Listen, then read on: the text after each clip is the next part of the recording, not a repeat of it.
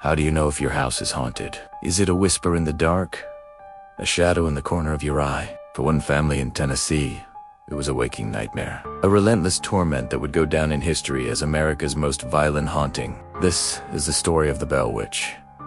Our story begins in 1817, in the peaceful farming community of Adams, Tennessee. John Bell, a prosperous farmer, lived with his wife Lucy and their children on a sprawling 320-acre property. They were a respected, church-going family, the very picture of early American life. But their peaceful existence was about to be shattered. It started subtly. Strange, animal-like sounds from the woods. A creature described as having the body of a dog and the head of a rabbit was spotted near the house. John Bell, ever the pragmatist, fired at it, but the creature simply vanished. This was the first sign that something was deeply wrong. Soon, the disturbances moved inside the house. The family would be woken at night by the sounds of gnawing on their bedposts.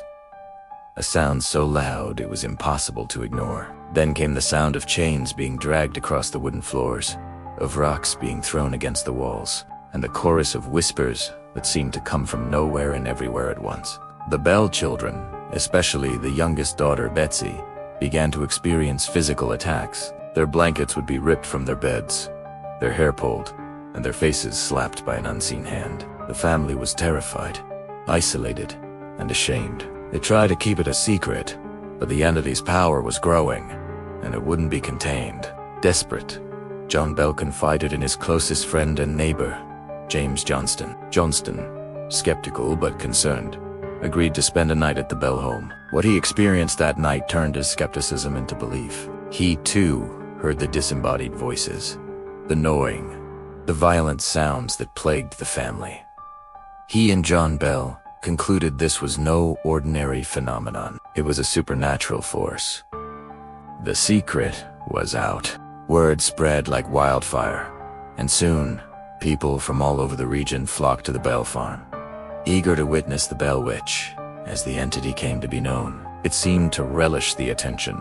The spirit began to speak in a full, clear voice, identifying itself as the Witch of Kate Batts, a former neighbor with whom John Bell had a bitter land dispute. Kate, as she was called, was cunning, intelligent, and malevolent. She could quote scripture verbatim from two different sermons being preached miles apart at the exact same time. She could recount private conversations and reveal people's deepest secrets, much to their embarrassment. She showed a particular hatred for John Bell, whom she called Old Jack, and his daughter Betsy.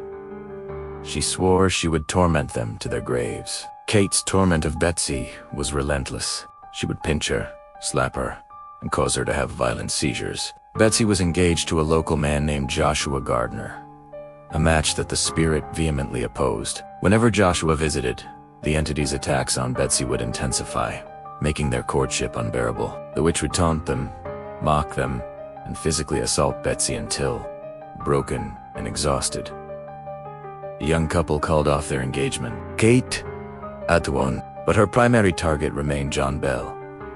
The entity's attacks on him grew more severe over time. He began to suffer from strange fits. His tongue would swell, and he would experience choking sensations, as if an invisible force was trying to strangle him. His health deteriorated rapidly. The witch openly proclaimed her intention to kill him, her threats echoing through the house for all to hear. For years, John Bell endured this supernatural assault, his body and spirit slowly breaking down under the constant torment. In 1820, the torment reached its terrifying conclusion. After a particularly violent episode, John Bell fell into a stupor and couldn't be roused. The family found a strange smoky-looking vial in the medicine cabinet. When they brought the witch's presence to bear, she gleefully admitted to its contents.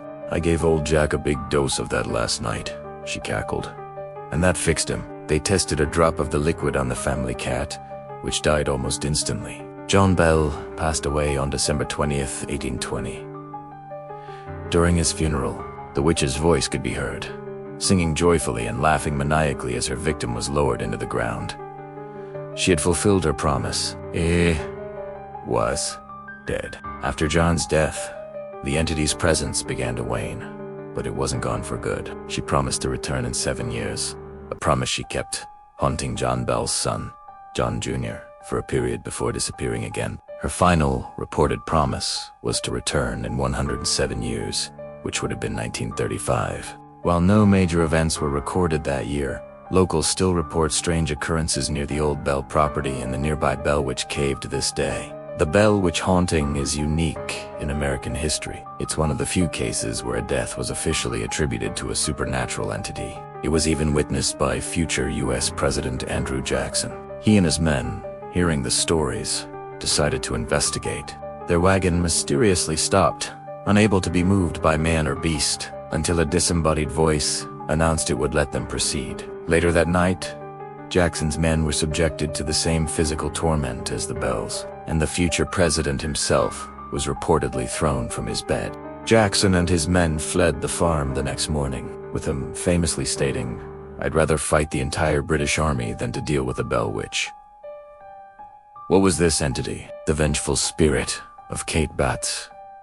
A poltergeist? Or something else entirely? Something ancient and nameless that simply attached itself to a family's misfortune? We may never know.